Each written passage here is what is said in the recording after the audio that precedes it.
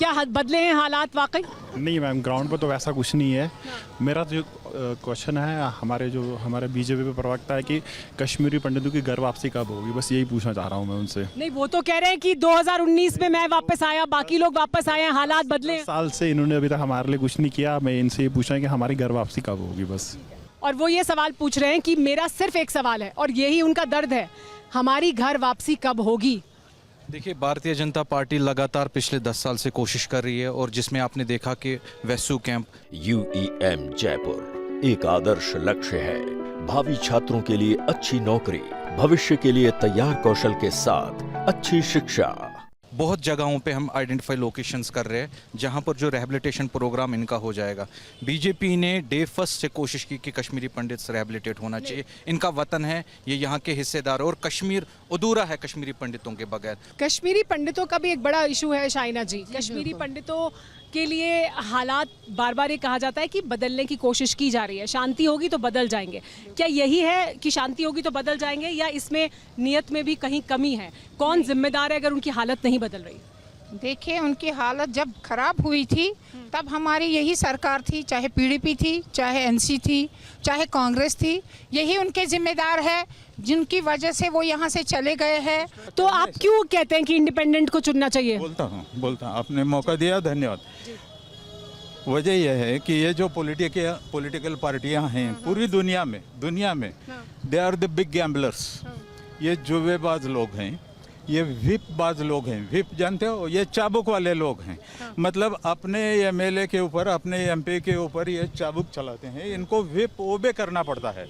और सभी पार्टियां कुर्सी के लिए और फंड्स के लिए लड़ती हैं। इनको जनता से न कोई लेना देना नहीं है, राष्ट्र से कोई लेना देना नहीं है, इसलिए मैं इंडिपेंडेंस के साथ हूँ। ठीक है, इस बार चुनाव में इतना उत्साह है लोगों के मन में? असल में क्या है मैडम कि यहाँ पे हालात जो है वो ठीक किए बीजेपी गवर्नमेंट ने। यहाँ पे जो माहौल अभी बना ये सारा बीजेपी गवर्नमेंट की देन है। यहाँ पे कत्लो गारत नहीं हो रही, कोई आम इंसान, कोई आम जनता नहीं मर रही है। अब जब ये सत्ता के भूखे, अब NC है, PDP है, सब आ रहे हैं, इसके क्या गारंटी है मैडम कि फिर से ये हालात यहाँ पे ख़राब ना हो? नहीं कर सकते। लेकिन मंजूर भट्ट साहब, एक बड़ा सवाल ये भी है कि ये आरोप है बार बार कि चुनाव तो हो रहे हैं और इस चुनाव को ये कहा जा रहा है कि ये भविष्य तय करेंगे जम्मू कश्मीर का, लेकिन दरअसल ताकत इतनी कम कर दी गई है। ये वादा ज़रूर है कि हम स्टेटहुड वापस करेंगे, लेकिन मुख्यमंत्री सिर्फ ऐसे ही काम का होगा कि वो फाइल आगे बढ़ा दे। दरअसल तो सब फैसला LG करेंगे, दरअसल तो सब फैसला ऊपर से होगा।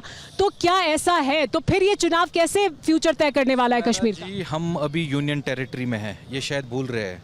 हमारी भारत में जितनी भी यूनियन टेरिटरीज है वहाँ के अपने लॉज होते हैं, अपने आर्टिकल्स होते हैं।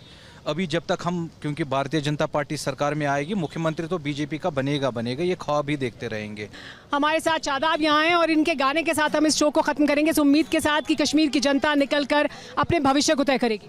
शक्ल छुस इंसान मगर इंसानियत निश बेखबर यावतम मत इंतहान, यावतम मत इंतहान शक्ल मत मंद छावतम साहिबो सचम में जाने में असल जिहावतम। बहुत बहुत बहुत बहुत शुक्रिया शादाब आपका।